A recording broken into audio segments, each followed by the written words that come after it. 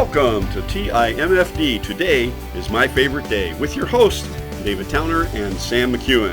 If this podcast does speak to you, please like, share, and comment. Let your friends know all about us. And now, here's your hosts, Dave and Sam. Welcome to Today is My Favorite Day with your host, David Towner, and I am Sam McEwen. David, how you doing today? I'm doing good. We started Christmas season.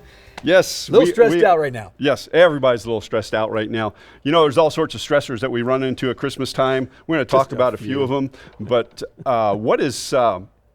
can you think of a time when you forgot to do something for Christmas for either, our spouses or a child, and you went up to the last minute? What kind of stress would that put you under? You know, what's funny is I'm the complete opposite of this. Really? I go and get presents early, Tanya and I do. Okay.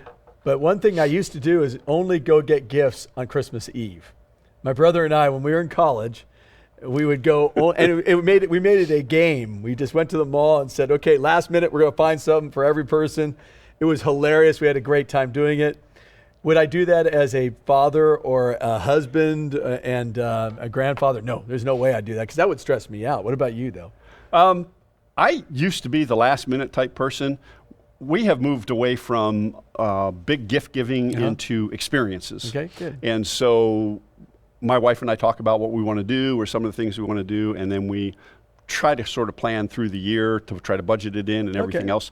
But this time of the year is it's everything from a budget buster, it's a family buster, it's a church buster, it's a giving buster. I mean, we could get into all sorts of areas when it comes to what goes wrong at Christmas time. Well, in the budget itself, Tanya and I, what we do is we budget for Christmas. Right. So we budget for Christmas and birthdays and all that kind of stuff. Now, did we do that early in our lives? No. So Christmas would hit, and of course, it would be bad. It would be really bad. We would be stressed out trying to figure out how we're going to pay for this. We're putting it on credit card, and I had enough of it. I just said, I can't continue to do this. Let's budget out Christmas and birthdays, and that way we know what we're going to be running into. And if we have like a big closing, in real estate or something like that, hey, we could buy some other things and get some other things going on with the kids. But at least we have it budgeted for us, so we're not so stressed out in January, because that's bad news. Well, and it's funny, Thanksgiving is in November. Yep.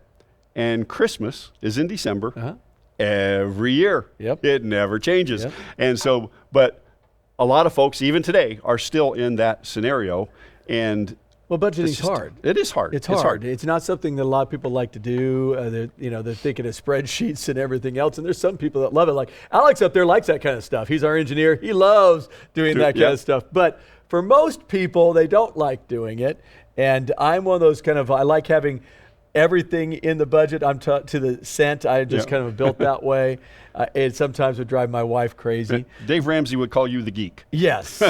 Oh yeah. When I set up a budget, I'm thinking it's coming on from on high. I mean, I'm thinking that God just went, David, this is your budget. It is awesome. But I know it's not. The bottom line, though, is it helps us purchase gifts, and it gets Tanya already purchasing stuff starting in like October and that kind of thing, so we don't end up with that big load on us at the end of the year. I hate that. I just don't like that stress. So what did you buy Tanya this year?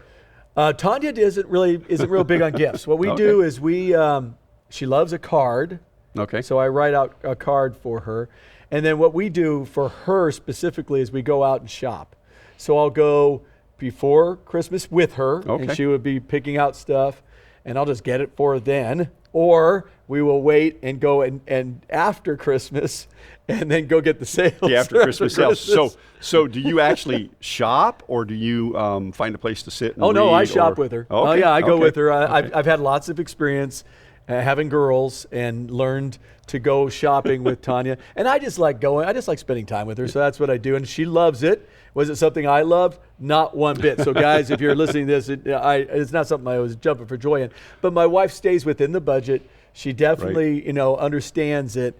And we have a good time. It's just a good time hanging out with each other. I love kissing her and holding her and stuff while I'm going shopping. So, I mean, shopping for me is more of a physical touch thing. Yeah, there you go. But I'm a physical touch guy. So that's what I do. Do you Black Friday shop? No, we used to.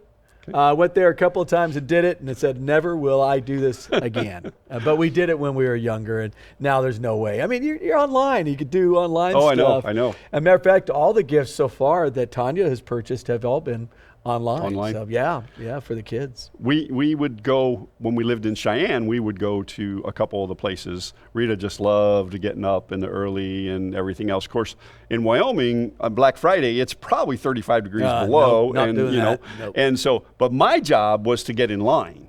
Oh, horrible. So I would by the time we got there, usually the checkout line, right? Yeah. So the checkout line was weaved all the way around the store and stuff like that. So I would get in line with a cart, and she'd come and she'd dump stuff in the cart, and then she'd go through and take stuff out of the cart, and no, I don't want this.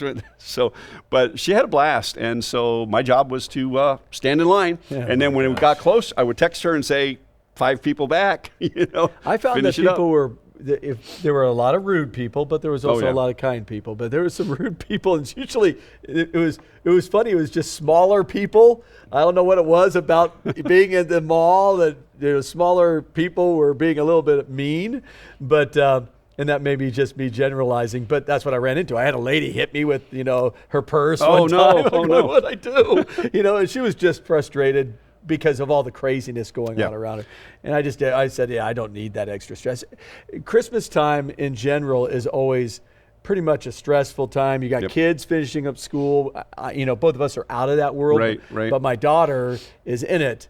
And so you have kids trying to, get through school. You have to try to get gifts for the kids. You have to figure out what's going to happen when vacation takes place, right? Because now you have the kids at home. So there's a lot of that kind of stuff that you and I don't have to deal with nearly as much as once we did. Right, and the kid stressor, when we moved to Florida, that was a shocker to me. In Wyoming, they would go to school up to the 22nd. Really? And they'd be back to school on like the 3rd or whatever the first Tuesday after New Year's Eve was. Yeah. And so we come down here and everybody's out of school for 2 weeks or 3 weeks or whatever. First year we were down here, we were like, whoa, what's going on here? But it's different, I think, different parts of the country. It is. Florida is definitely different. So it makes it fun. You see these big lines for people getting ready for, Black Friday, and a lot of times, I mean, it's warm outside, so it's not a major issue for a lot of people. Yeah, up there, it's one of those, we have snow days. Not that the school ever uses them. They always have 10 or 12 snow days built into the school year. Kind of like hurricane days. Kind of like hurricane days here. But if they take a school day, they just tack a day at the end of the year. Huh. And I always scratch my head about that.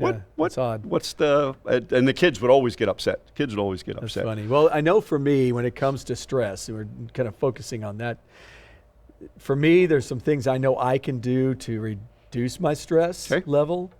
I learned this when I was younger with my children. But one was to get to slow things down. Mm-hmm. So, and I still feel you get stressed out. Today I was stressed out in the office today. Mm-hmm. And so what I have to do, I had to literally sit down on the floor and get quiet before the Lord and go over one verse just to get my head on straight so I can kind of move forward. Second thing I did was I have a little weight thing in my office. Yes. It's a little. We're very much aware of that. Yeah, the BioFlex stuff and all that. And I got right on that. Right after I sat there, I got on that and started moving a little bit more. Right. And then just read some more scripture. Called my wife because I was just kind of stressing out a bit about some stuff. I wanted to talk to her. But I think we need to have that quietness. We need to have, what is our focus going to be? Mine is going to be focused because we're people of faith, focused on the Lord, focused on His Word. And then who are the people that you can go and talk to if you're stressing out? Obviously, I have the guys from some accountability people groups, we have and that kind of thing. But I talked to my wife today specifically. So you touched on accountability a little bit. We all talk to our wives. Yeah. But there's times that topic or it's not time. It's not right to talk to our wife. Sure. So we're both in CR. Yeah. We come here to the church, Celebrate Recovery, because we're all messed up people. And but there's other ways to make yourself accountable to other folks. Sure. For example, I have an accountability group that I run every Sunday night. There's 3 or 4. Is that the business group? That's the business group. And so that's a business accountability. I have another one that is one particular program within the business, and that's DISC. And what that does for me is it brings me back to center. Yeah. And you were talking, you have to get to that quiet place and think about what's going on really, and begin to gaze at God more than to be glancing at all the problems. Yeah, the Philippians 4:8 principle. Just focus on the good things. Focus on the good things. Yeah. And so many folks don't do that. They don't take the time to slow down during the day. I got to do this. I got to do this. I got to do this. But do you really? Well, it's funny is my most stressful time of the week is Sunday morning. I'm a pastor of a church. That is by far the most stressful time of the week. Getting all the volunteers together, making sure everybody's here, making sure things are going. It really should not be the most stressful time, but I'm going to be honest with you guys. I mean, I could give you the pastor BS, I guess, but I'm not going to do that. It is the most stressful time. It is. And I have to many times go over back to my office and sit and be quiet, just to get myself into a good frame of mind. And I think that would be for any business person or anybody. There's certain times where are going to be stressful times for you. At this time of the year, almost all businesses, restaurants, retail, everything is bustling. Hyper. Things are going hyper, and this is short on employees, short on inventory, short on perishables, and so the stress of those things are going to mount up and just build and build and build. Well, and if you have those accountability people around you, you could pray with them too. And prayer is gigantic. It's huge. That's to me the way of releasing stress and being in a better place. Christmas is supposed to be the joyful time and a wonderful time, and it is. Don't get me wrong. I love Christmas trees and the lights and the packages and all the bows and all that kind of stuff. Love that stuff, but it does add an extra stress, and if we're not in a good mindset already, then many people can implode. I mean, I've seen it over and over again. And I also see 2 months after Christmas, marriages that implode. That's usually the normal time, end of January, beginning of February, where you see the implosions take place after Christmas. So I think some of the things what can we tell the people who are listening here? What can they do not to have those implosions? Right. I mean, so what would you consider? Well, first off, exactly what you said. You have to get quiet. You have to get alone. Yeah. And if you're dealing with a loved one, a spouse, a child, somebody who's stressed out, and you need to calm them down, you have to be calm to begin with. Otherwise, it just escalates. It gets worse. And so you go to that quiet place. My quiet place, I can close my eyes right now, sit back, and the picture that I have in my mind is from the dog park at Honeymoon Island, the beach. One of the first sunsets that we saw down here, and I can bring my blood pressure down 5 points. Sure. I did it in a doctor's office for a CDL exam, just to bring it down. And so we need to do those things. And people think, well, that kind of stuff doesn't work for me. It's because you don't get quiet. You don't quiet the spirit. You don't quiet the soul and get to that place of rest.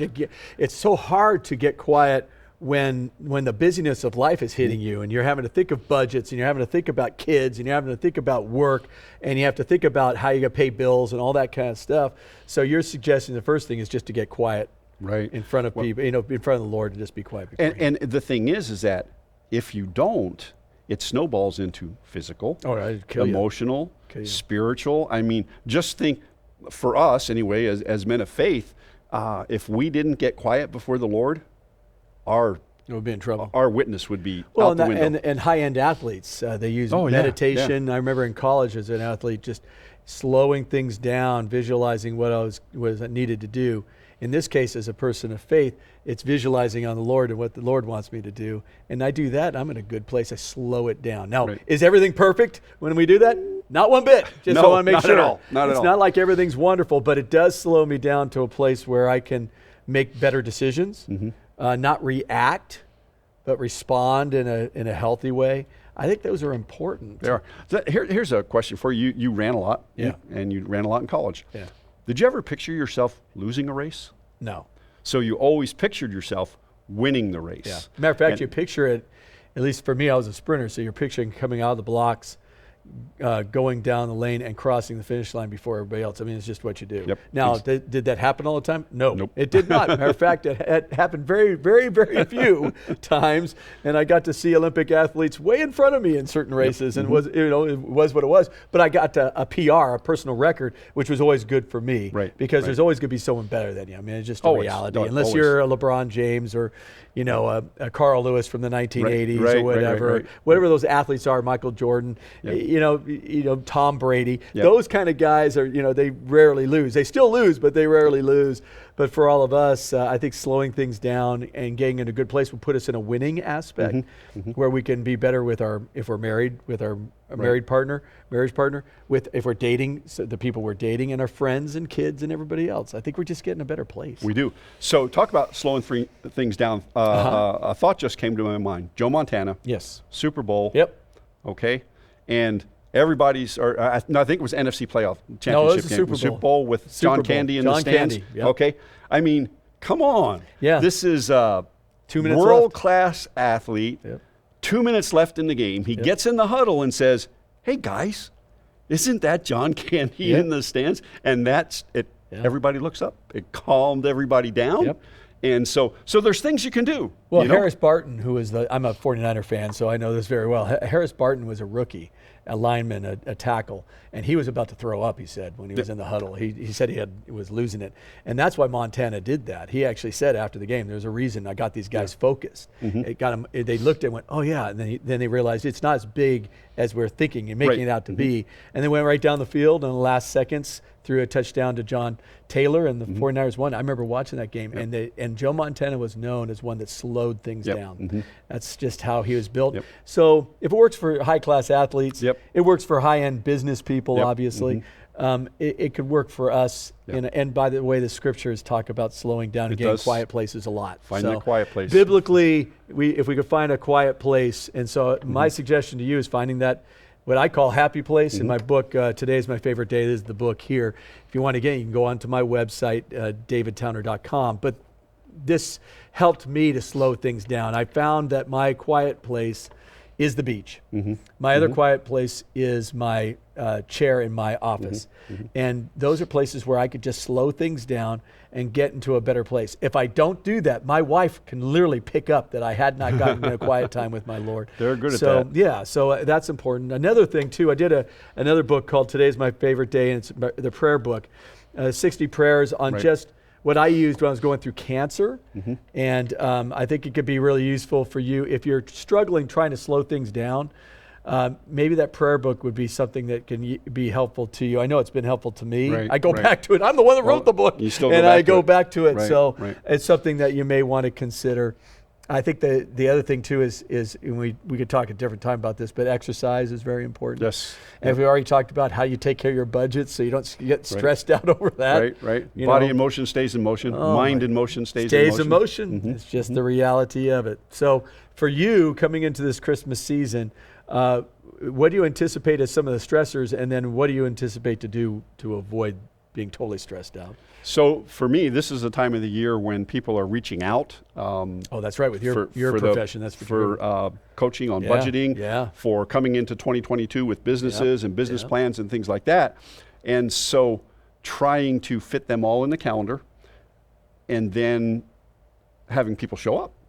Because even though they reach out for budget concerns, they're afraid to talk about it. It's hard. It's hard to talk about it. It's real hard. So follow-up is my biggest thing. If somebody reaches out, I have to continually follow up. And, the old sales adage is you follow up until they die.